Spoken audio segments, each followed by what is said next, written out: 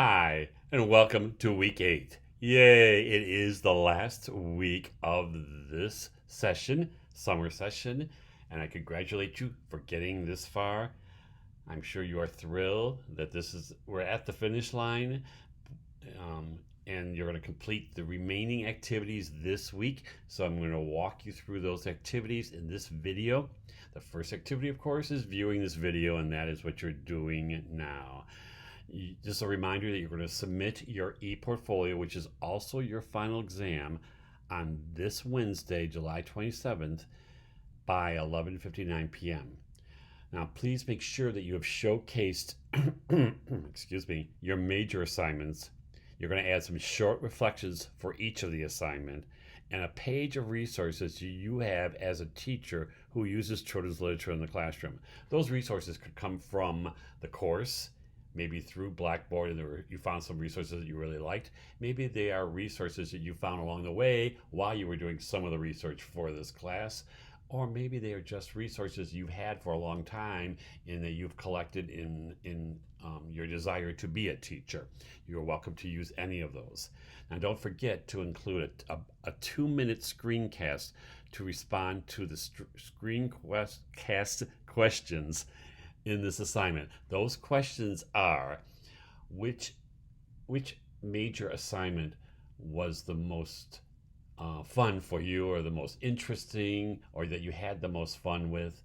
Which major assignment was the most challenging? It could be your least favorite, but it doesn't have to be. It could just be one that was challenging or more difficult for you. And which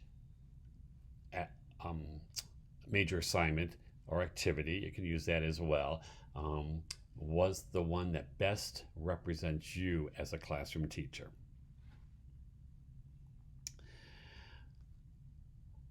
One of the topics this week is to look at read aloud. We know how important it is for children to hear adults read, and we want to encourage our parents to read to our children.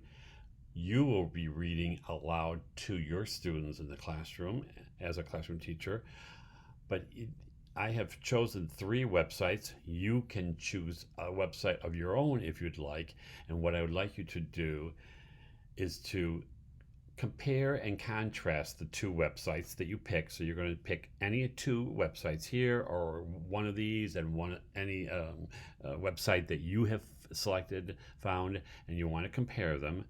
And you want to respond to these questions as well. Which website offers the best information about read alouds? Which one would you use as a classroom teacher? Is there one you would refer parents needing more information about read alouds? Why did you select that website? Is there any information that might be missing? Is there anything you'd wish had been added to that website? Now, use a Word document to respond to the questions and post this in the document in this week's Dropbox, which is week 8's Dropbox. These are links for these 3 websites.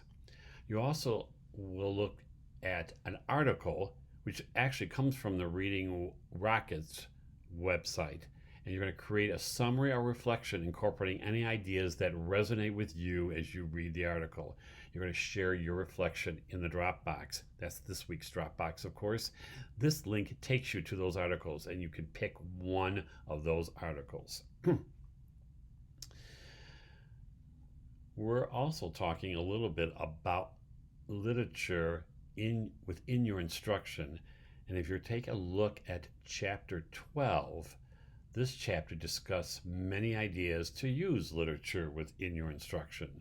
So what I would like you to do is to write at least 10 ideas from the chapter to infuse literature in your instruction. There are ideas within ideas in the chapter. You're going to post your list in this week's Dropbox, which is week 8 again. Last but not least, I would love it if you would take a few minutes to evaluate the course. You're going to use the following link that's found below to evaluate the course. It's important to me that I have your feedback to make this course as effective as I can for our future students, and your feedback will help me in my planning. I want to thank you ahead of time for taking the time to complete the evaluation. It shouldn't take too long, but if you click on this link, it should take you right to the evaluation, and it would help me out immensely if you would be forthcoming in your feedback, hopefully positive. That would be nice. But you can also give me some suggestions as well. Some reminders: don't forget to create that screencast responding to the questions that I discussed at the beginning of this video for your e-portfolio. You do need to submit the screencast along with your e-portfolio, not inside your e-portfolio, but as a link, additional link from the link that you have for your e-portfolio. You'll have a link for your e-portfolio, and you have a link to your screencast.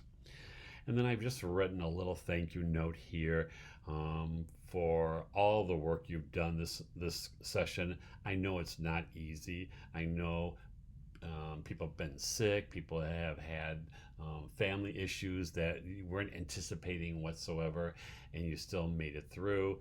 And I completely understand that. I know that you want to make school the priority, and sometimes that just doesn't happen. You have great intentions. I completely understand that. I do too. But I do want to tell you I appreciate you so much. I want to wish you the best in all of your education endeavors. If you need me for anything after this course, please don't hesitate to reach out to me. I'd be very glad to do whatever I can for you. And I want to just wish you the best. Have a great rest of your summer, and I hope you have some time to relax. Take care.